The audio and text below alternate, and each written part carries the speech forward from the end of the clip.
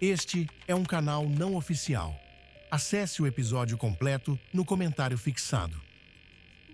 A gente já está vivendo uma guerra fria. Aliás, fria é bondade nossa, né? Porque não dá tão fria assim, não. O que está acontecendo é os Estados Unidos baniram a China, né, do desenvolvimento de inteligência artificial. Você não pode vender chip para a China, não pode vender software. Você não pode vender basicamente nada que possa ser utilizado no desenvolvimento dos chips de última geração. E essa é uma medida, ela é drástica. Não é muitas vezes na história, né, fora de uma situação de guerra, que você tem uma barreira tão clara assim. Cara, isso daí é... Assim, existe uma diferença fundamental entre ChatGPT e DeepSeek na maneira como eles funcionam? O que eu ouvi falar? O DeepSeek, ele é muito mais barato para se usar. Mas aí vocês que são os especialistas, vai. Vamos começar por essa branda e depois a gente vai pra geopolítica. Pô, vamos lá. Pode fazer pergunta fácil também, bom, ao longo do programa. Tá liberado. Tá. Mas, ó, é o seguinte. O DeepSeek é totalmente diferente da OpenAI na questão de que a OpenAI, para você usar, você tem que usar pelo canal da empresa. Então, eu pago a empresa, se eu sou um assinante, ou entro lá no site da empresa ou no aplicativo da empresa. O DeepSeek, não. Você pode usar pela empresa, você vai lá no site, mas você pode baixar o software, né, o treinamento do DeepSeek e implementar você mesmo no seu computador, no seu servidor, onde você quiser, tá? Você pode, inclusive, criar um aplicativo do Flow AI, onde você pega todos os episódios que você já fez, transcreve, treina o DeepSeek com esses episódios e você cria o seu próprio servidor e começa a fazer, as pessoas podem fazer perguntas, relembrar o episódio favorito. Nossa, isso é legal. Posso pra perguntar, cacete. o Álvaro já foi quantas vezes no Flow? E aí ele vai falar e te contar direitinho, entendeu? Então, o que é legal do DeepSeek é que ele é modelo aberto, open source, que você pode customizar e você tem um controle, né? Você pode criar a AI do Flow e as pessoas acessam através do seu computador. Eu sou entusiasta do modelo aberto. Alguém de open tem source, que comprar tá? Não, porque é open source, então não tem que comprar, só Não baixa. precisa pagar não, só baixa. Agora, a OpenAI está dizendo que vai lançar a aberta dela também, né? Porque ela viu que o negócio está dando certo, então está dizendo que até daqui a pouco, talvez em um mês ou antes até, solte a versão aberta da OpenAI, tá? Mas é uma empresa que não tem... A matriz dela não é aberta. O DeepSeek é. Apesar da OpenAI chamar OpenAI, não né? é open. Ela não é open. Mas a do DeepSeek, ele é fundamentalmente uma empresa que desenvolve uma AI que é aberta. E existe a gente corre o risco de viver uma espécie de guerra fria com essas empresas aí dominando o mercado e, sei lá, possivelmente surgindo outras e mais polos e sei lá? Bom, a gente já está vivendo uma guerra fria. Aliás, fria é bondade nossa, né? Porque não dá tão fria assim, não.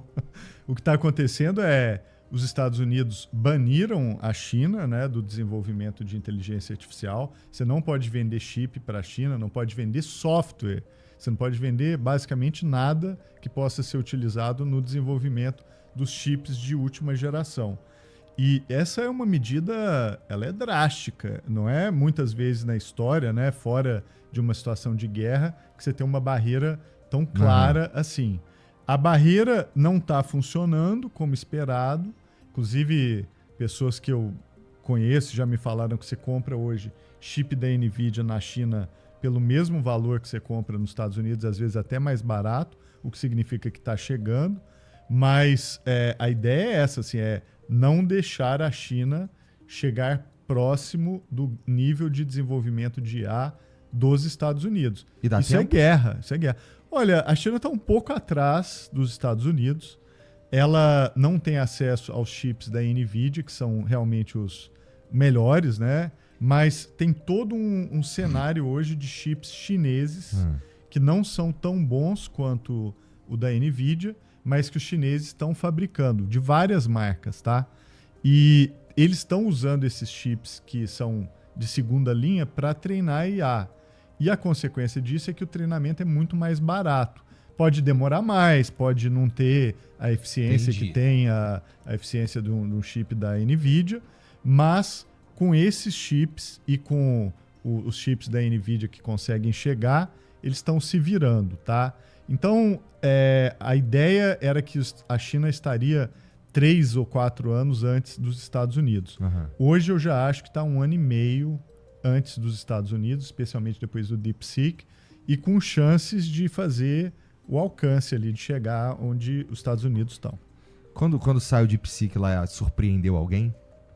O mercado inteiro se surpreendeu, né? Porque ninguém estava esperando.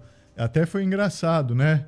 Eu fui para o Fórum Econômico Mundial em Davos, e em Davos só se falava que a guerra de IA era uma guerra de infraestrutura. O Trump tinha anunciado que ia investir 500 bilhões de dólares, né? Não era o governo dos Estados Unidos, mas um consórcio chamado Stargate, com a OpenAI e outras, que iam construir uma mega infraestrutura, inclusive parte dela subterrânea, né? Para ser protegida de bomba e qualquer coisa do tipo.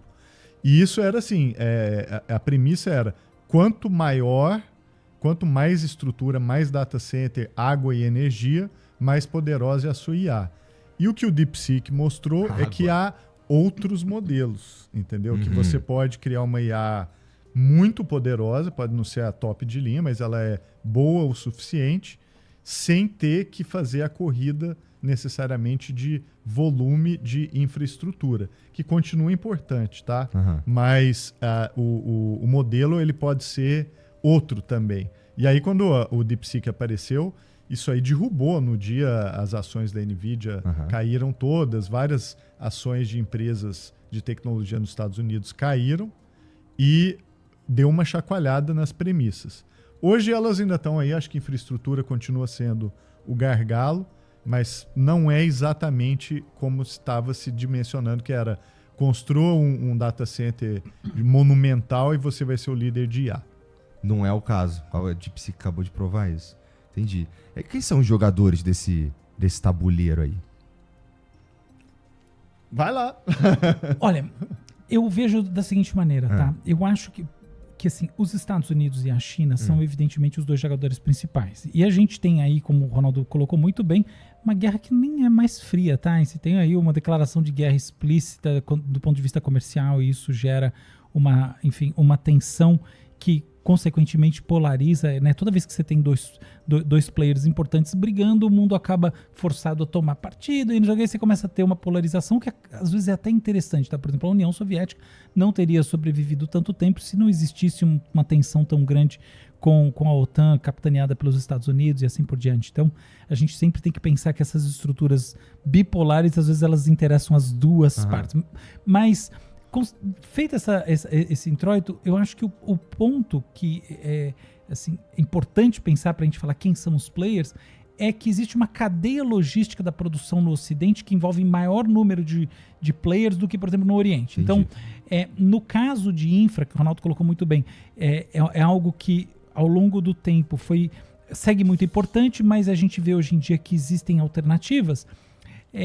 A gente tem que pensar o seguinte: a produção dos microprocessadores, o chip, ela é uma das produções mais complexas do mundo.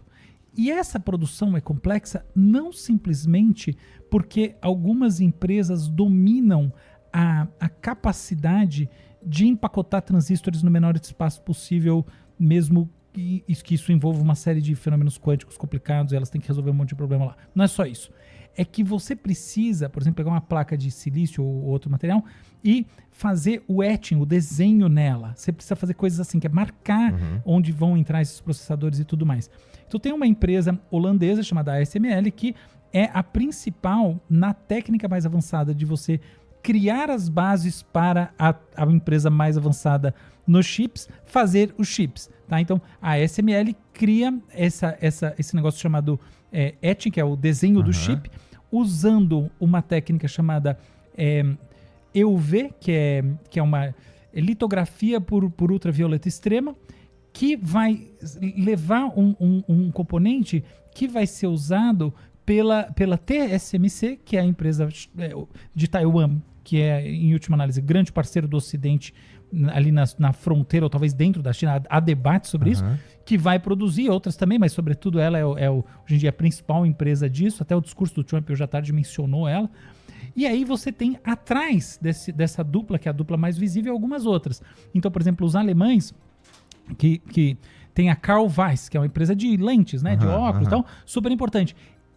Existe uma lente específica da Carl Zeiss que é usada para um processo que vai levar o etching, uma marcação do negócio que o holandês vai fazer. E é uma loucura, tá? O negócio funciona o seguinte, é como se fosse uma bomba muito, assim, que é explodida, olha que loucura, num espaço microscópico, e essa explosão gera um plasma, e há um raio de plasma que marca o negócio, que marca, né, a placa de silício, e esse raio de plasma ele só marca o silício com precisão porque os espelhos mais precisos do mundo, as lentes mais precisas do mundo, são produzidas pela Carl Zeiss.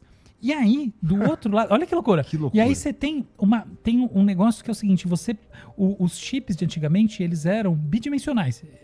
Agora eles são tridimensionais, tá? Eles vão ganhando camadas que vão empacotando mais coisas dentro. Então, quando a gente fala que um chip, por exemplo, tem 4 milímetros, não é que ele tem 4 milímetros, quer dizer que existe 4 nanômetros.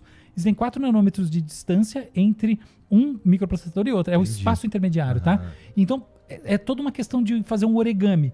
E aí tem uma empresa japonesa específica que é a especialista numa máquina de fazer o origami. Então, no final das contas, a grande diferença é que o Ocidente tem, no mínimo, os Estados Unidos, que é o grande consumidor, Holanda, Alemanha e Japão. Enquanto a China também tem os seus parceiros.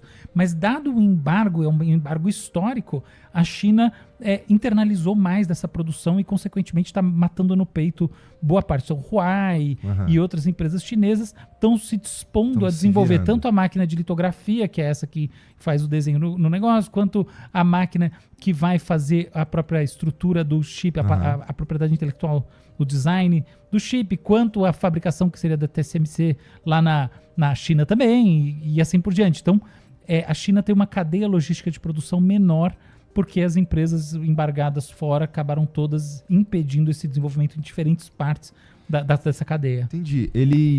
Lá, então, eles resolvem tudo dentro de casa. Isso é... Resumindo isso. Né? Isso é... Bom, vamos lá. Eles são bons em fazer umas engenharia reversa também, não são? Os chineses? São. Até o Álvaro esteve na China agora há pouquíssimo tempo, Você né? foi 1000 vezes também. Mas o que acontece é o seguinte, são até um ponto porque eles copiavam, o Japão fez muito isso, né, na década de 70, eles copiavam modelos americanos, só que a partir de um determinado momento eles começaram a inventar, a fazer eles mesmos, né? Então, por muito tempo, a China foi aquele sinalzinho Made in China, né? E agora é cada vez mais Designed in China, né? Então, a ambição e a mudança que eu acho que aconteceu foi essa, de que os chineses hoje, eles também são criadores, né? E estão na liderança de várias áreas. Por exemplo, drone chinês é difícil de você competir, ainda mais com a questão da manufatura e do design com os drones chineses. E em IA e chip está começando a virar isso. Porque o Álvaro citou várias empresas, né? A japonesa, a holandesa, a alemã, todas têm uma coisa em comum. Nenhuma pode fazer negócio com a China.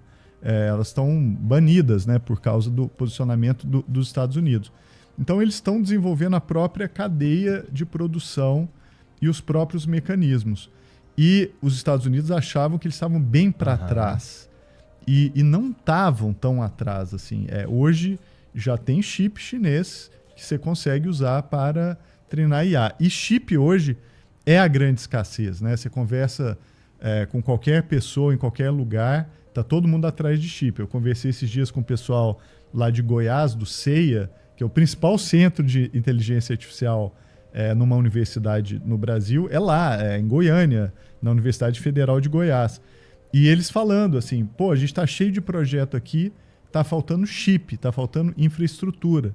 Então, todo mundo tá atrás dos chips. Esse é o santo graal que que tá todo mundo buscando para poder Os treinar. bilionários IA. devem estar olhando para esse lugar aí também para ficar mais ricos ainda, né? Porque, bom, você falou, escassez, né? Este é um canal não oficial. Acesse o episódio completo no comentário fixado. Se você gostou deste corte, aproveite para se inscrever no Pod Trechos. Deixe também seu like, sua inscrição e curta mais um corte.